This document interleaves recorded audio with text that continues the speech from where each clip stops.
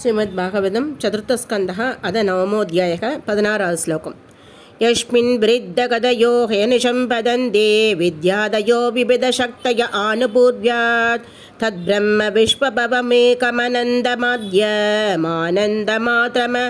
विकारमगं प्रपद्ये सत्याशिशो हि भगवंस्तव पादपद्ममाशिस्ततानुभजतः पुरुषार्थमूर्तेः अभ्येवमर्य भगवान् परिपादि दीनान् वाश्रेव वत्सगमनुग्रहादरुष्मान् मैत्रेय उवाच अदाभिष्टुत एवं वेत् सत्सङ्कल्पेन धीमता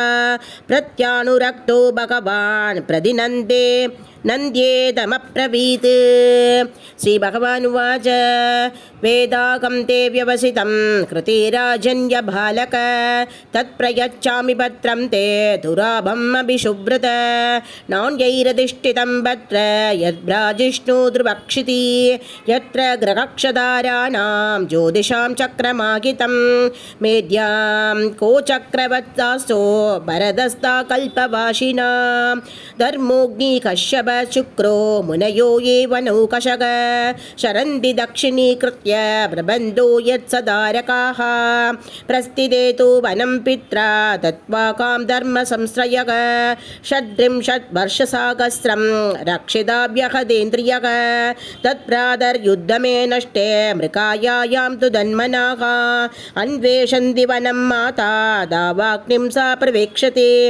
इष्ट्वा मां यज्ञकृतयं यज्ञै पुष्कलदक्षिणैः भुक्त्वा शेकाशिषत्सत्या अन्ते मां संस्मरिष्यसे ततो गन्धासि मत्सानं सर्वलोकनमस्कृतम् उपरिष्टादृशिभ्यस्त्वं यदो न वर्धते कतः मैत्रेय उवाच इत्यर्चितः स भगवान् अतिथेष्यात्मनकपदं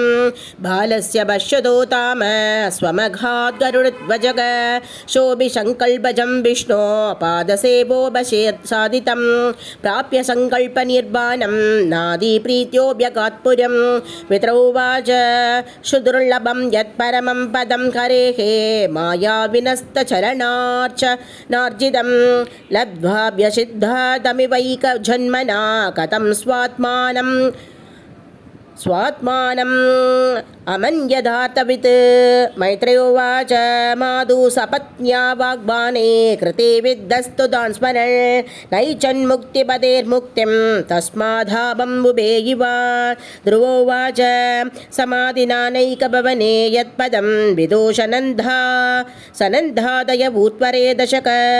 मशैरकं षड्भिरमुष्यपादयो घायो मुभेद्या उपगतः पृदङ्मतिः अगोपद ममानात्यं मन्दभाग्यस्य पश्यत भवच्चिदपादमूलं कध्यायाचेयदन्तवत् मदिर्विदूषिता देवै पदद्भिरशगिष्णुभिः यो नारदवचस्तद्यं नाक्राकिशमशत्तमक दैवी माया उपासृत्य प्रशुब्ध इव भिन्नदृक् तप्येदितीयेभ्यशते प्राद्रोऽव्यकृतरुजा मयैतत्प्रार्थितं व्यर्थं चिकित्सेवगतायुषी प्रसाद्य जगदात्मानं तपसादुत्प्रसादनम् भवच्चितमया ये चेकं भवं भाग्यविवर्जितः स्वराजं यच्छतो मौट्यान् मानो मे भिक्षितो बद ईश्वराक्षीण पुण्येन बलिहारानिवादनः मैत्रेय उवाच नैवै मुकुन्दस्य पदारविन्दयोः अजोजुषस्तादभवादृशा जनाः वाञ्छन्ते तत्यास्य मृतेतमात्मनो यदृश्चया लब्धमनः समृद्धयः आकर्ण्यात्मजय मायान्दं